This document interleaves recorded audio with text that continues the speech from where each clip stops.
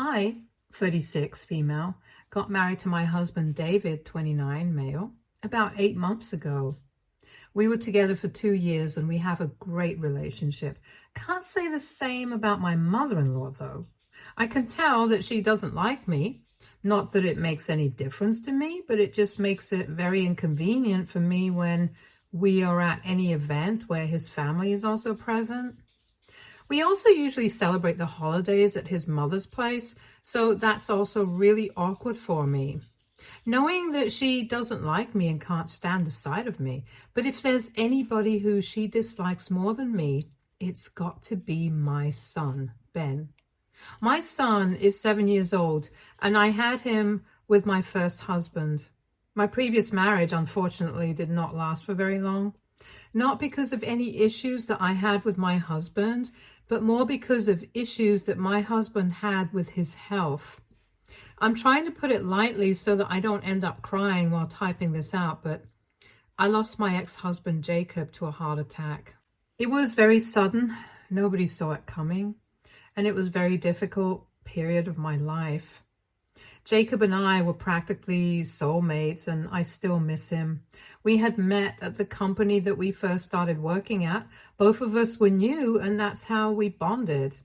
I got married at 23 after dating him for almost 2 years, and at 27, I conceived Ben. At 29, I lost Jacob, and my world turned upside down. Ben was 2 years old at the time, and after my husband passed on, I almost lost my will to go on with life. But it was Ben who gave me the strength to continue.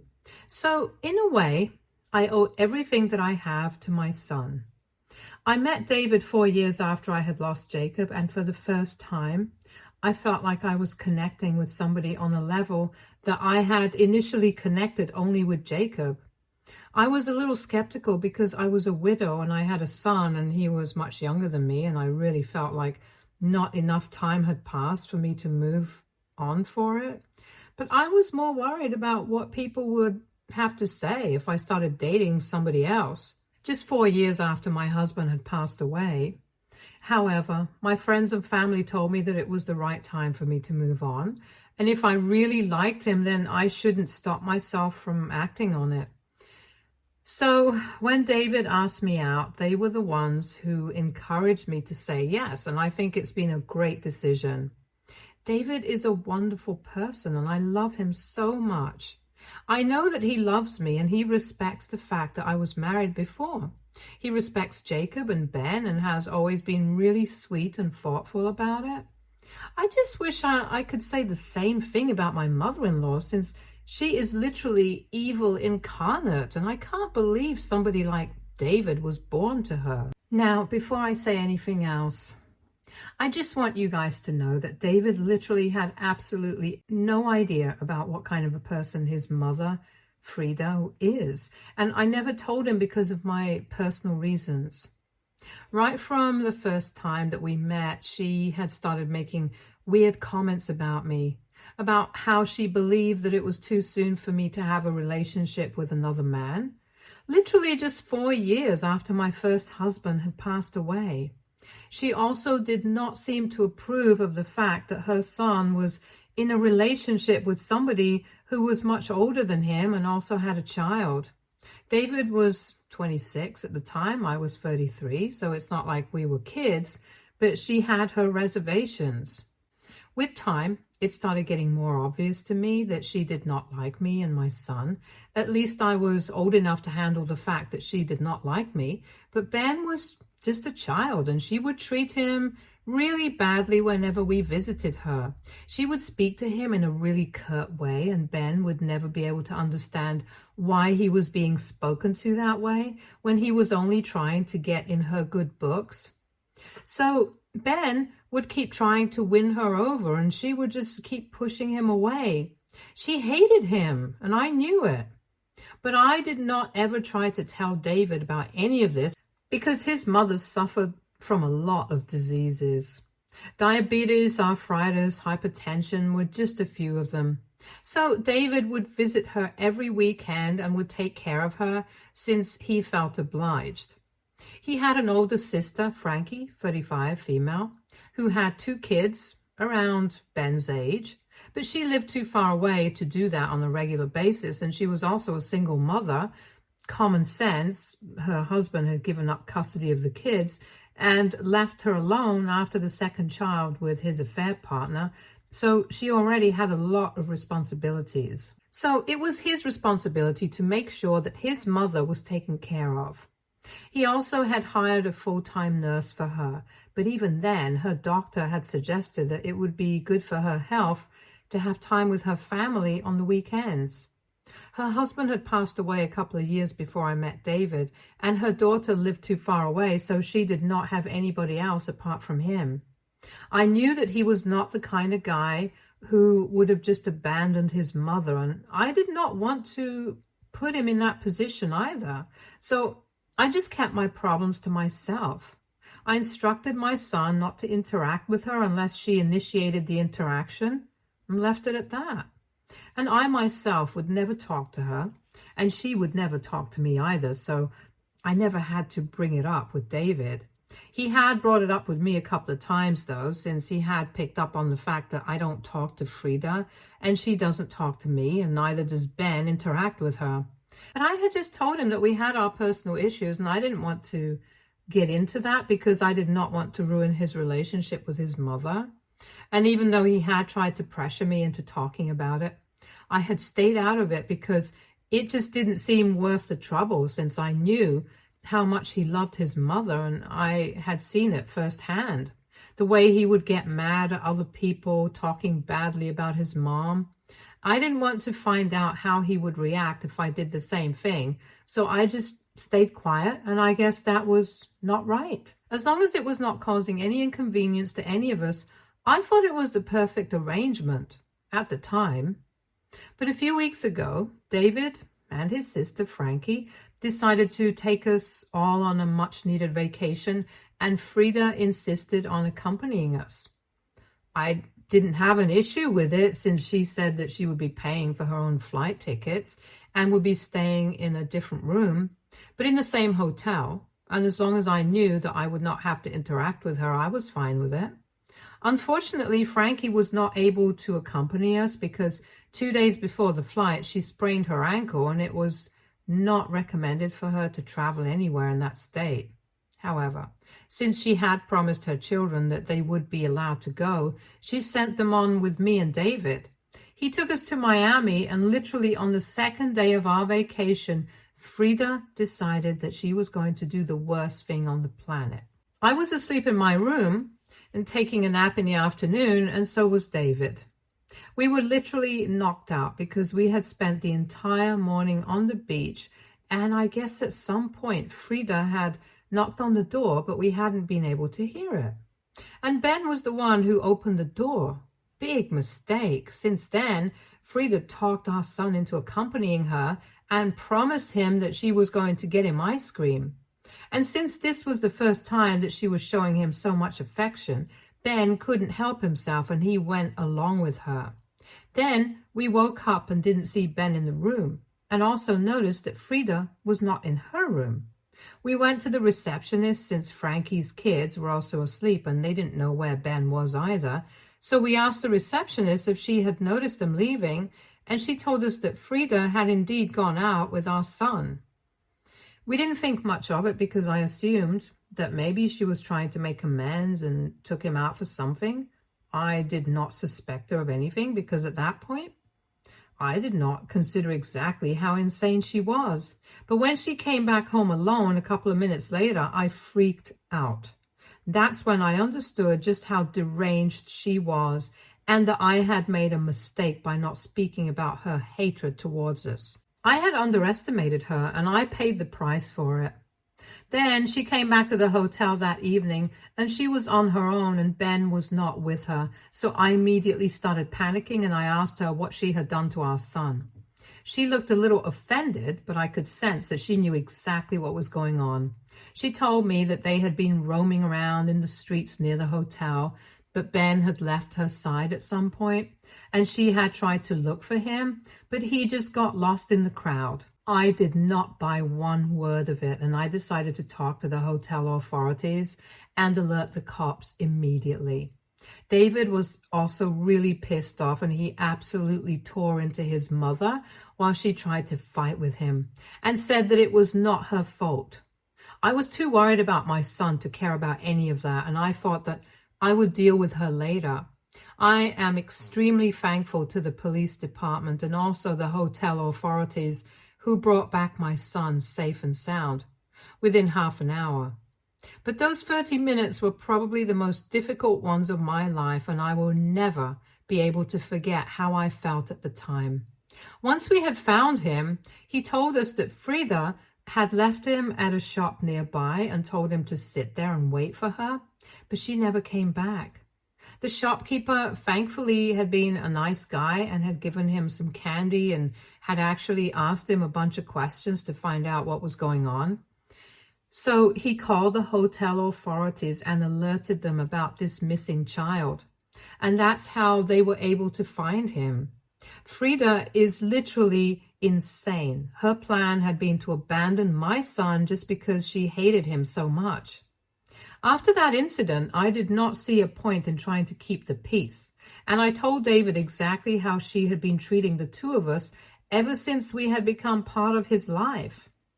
And even though earlier I had believed that he would stand up against me and take his mother's side, he did not do that, and he was furious with his mother. We got into a huge fight, and we even pressed charges against her. But since we are not local to that area, it's going to be a bit of a problem for us to show up for court appearances.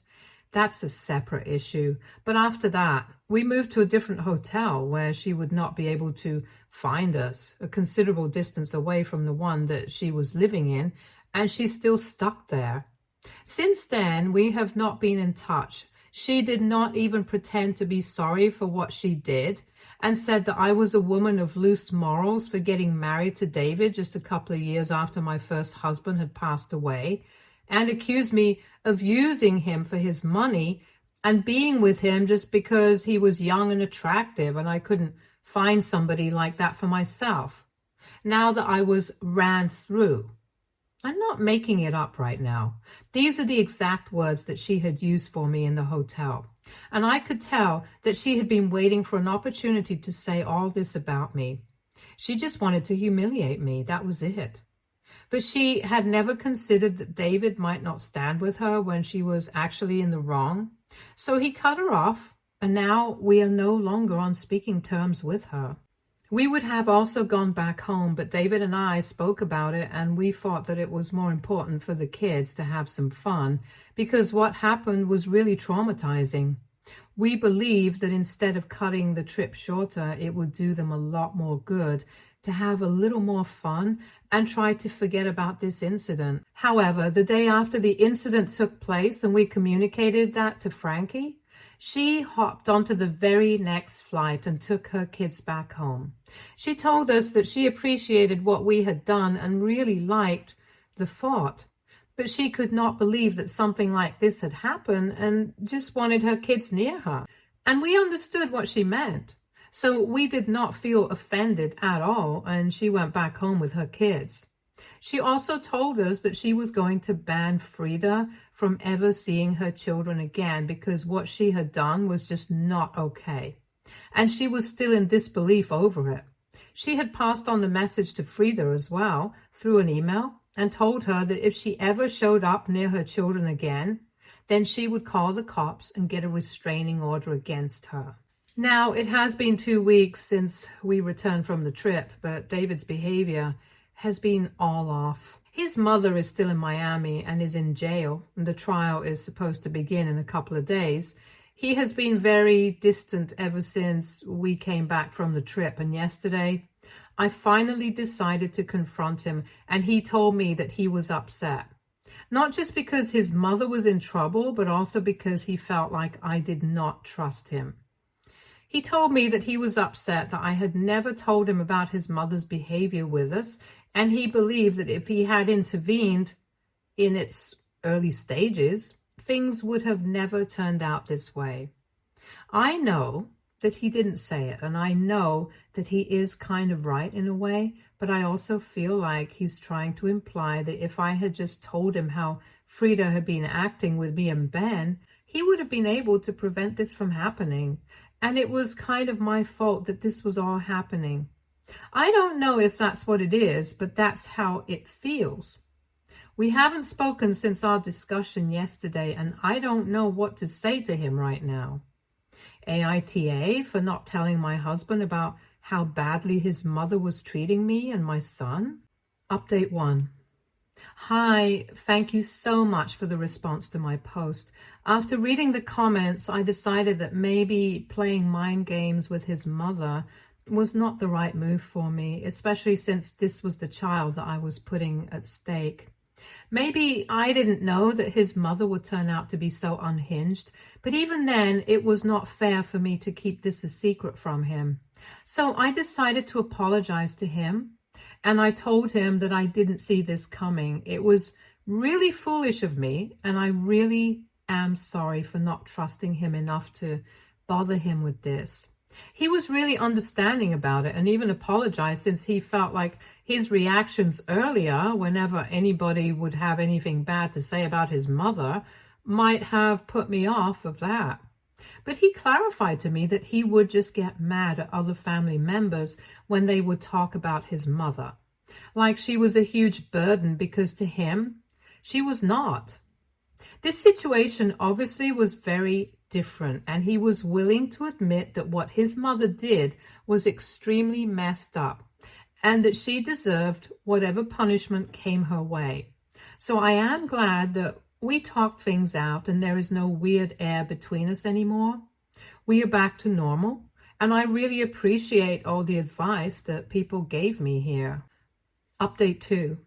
So the trial has begun, and we are supposed to go back to Miami in a couple of days for our testimony. Thankfully, the court is going to be the expense of that, since this is the state versus Frida. We won't have to pay out of our own pockets this time. But then again, this is not a vacation that we are going on either. David and I are actually pretty nervous and don't know how to feel about any of this. On one hand, we are happy that justice is going to be served. I, especially, am really relieved that I don't have to deal with Frida ever again. But on the other hand, this is David's mother, who's getting into a lot of trouble, and even though she deserves it, both of us kind of feel uneasy about it.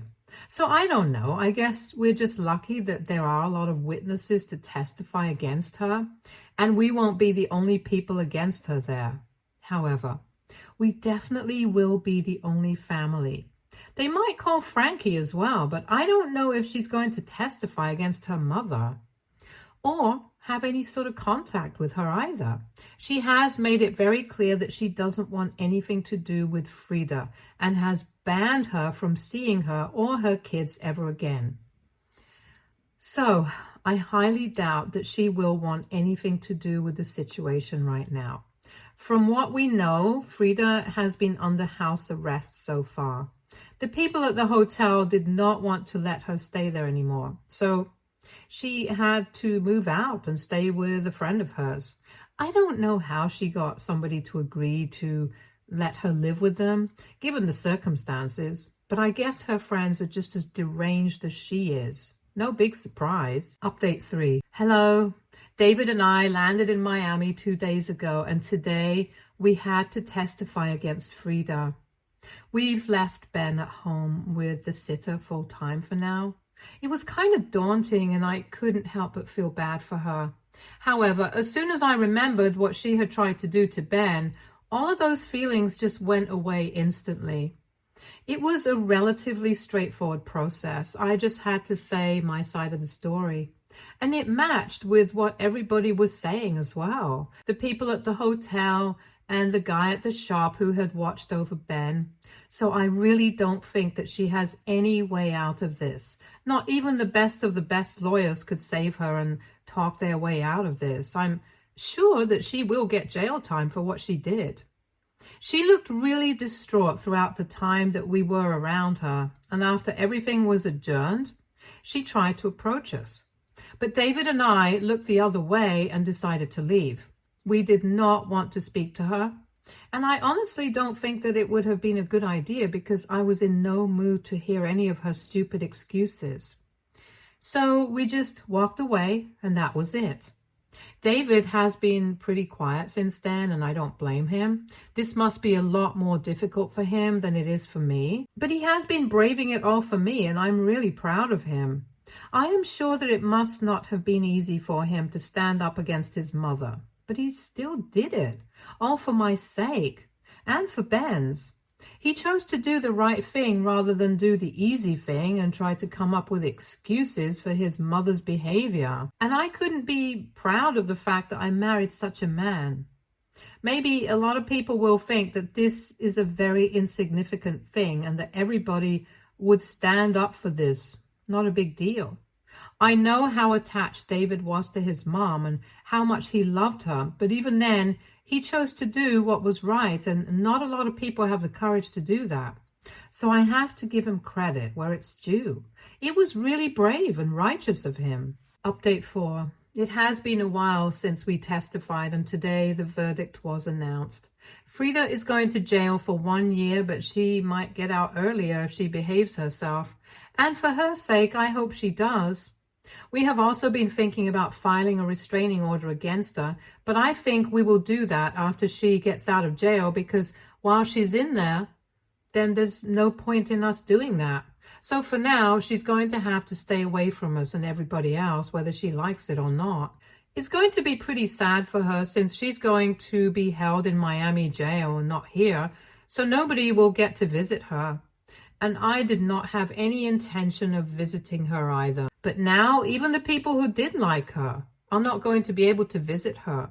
I just keep thinking about what exactly would have happened if that day Ben did not come back, and that makes me feel like everything that's happening to her, she deserves all that, and worse. I don't feel any pity for her anymore, neither does David from the looks of it. When we were told that she would be going to jail, he just shrugged it off and said that he hoped that this was a lesson for her. So I think that both of us will be just fine. Update 5. Hello, so it's been almost 7.5 months since Frida went to jail, and a couple of days ago, we received news that she would be let out for good behavior. It was not surprising since she had been charged with a third-degree felony, and we were surprised she even got any jail time at all. But anyway, David and I heard about that, and we knew that she was going to come back here, so we decided that we were going to file a restraining order that we had talked about. So no matter what, my family and I are going to be safe from her. And even if she does try to get in touch with us and come near us, we are going to be able to call the cops and have her taken away yet again. I'm sure she would not like to experience that once more. We have already spoken to a lawyer, and in a couple of days we are going to file and start the process. We are still waiting for her to come back so we can figure out what to do. As of now, we have spoken to her neighbors and they have told us the house is still empty and nobody has come back yet. So until then, we are not going to do anything because she might not even come back here. Although I don't really know what she's going to do up there in Miami since she doesn't have any family there and the only person that she has is a friend of hers. The person who had let her stay with her when she was under house arrest, and that's it, nobody else. But here, everybody knows about the little incident that took place and why she was missing for the past few months. So to save face, she might turn up a lot later. We don't know what's going to happen, but we have to stay prepared just in case. So we have spoken to the lawyer, and if she turns up, we will file for a restraining order. That's the plan as of now. We have also told Frankie about it, and she has decided to do the same.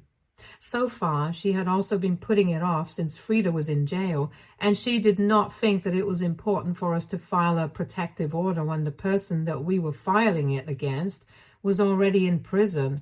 So there was no point of it. We have kept in touch since after the vacation, and she has been receiving updates on everything. I guess, just like David, it's much easier for her to say that she doesn't care than to actually stop caring about her mother. However, both of them have enough compassion to realize that no matter what they feel, towards their mother. She's not a good person and she has to stay away from us. So both of them are putting their family first, and I think it's the right thing to do. Update 6. Okay, so it's been 2 weeks since she was let out of jail, and today we finally received word from Frida's neighbors, and they told us that she was back. She came back really late at night yesterday, and today they saw her roaming around in her garden. So naturally, the first thing that David and I did was to contact our lawyer and tell him that we had to start the process and file for a restraining order. It had been a really long time, so we had almost started to believe that she would probably not come back. But we were wrong. We also communicated this to Frankie and told her that she was back now, so she could also take the necessary measures.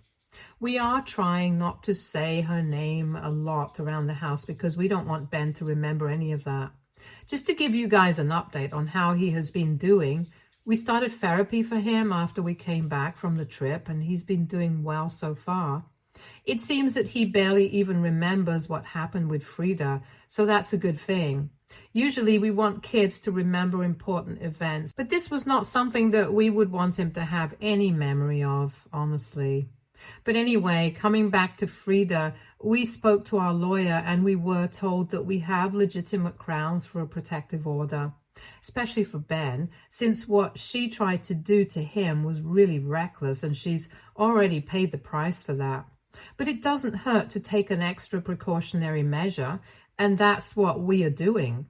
We don't know about Frankie, though. We just hope that she succeeds in her endeavor as well, because as of now, I don't think Frida can be trusted around anybody. What she tried to do back then was unhinged, and I still have not forgiven her for it. Maybe she has paid the price of it according to the courts and jails and law. She is clear according to them, but in my eyes, she will never be forgiven, and that's just something that I'm sure of. For now, I'm just going to prioritize my family and make sure that they are doing all right. Especially David, since I know that this is also going to be pretty difficult for him. He has been quiet for the past few days. I know that this is tough on him, but he's putting on a brave face in everything that he does. It just makes me feel grateful that I have this kind of guy in my life, the partner that I could have asked for. I know everything will be fine. Stay tuned for more stories from our girl relationships.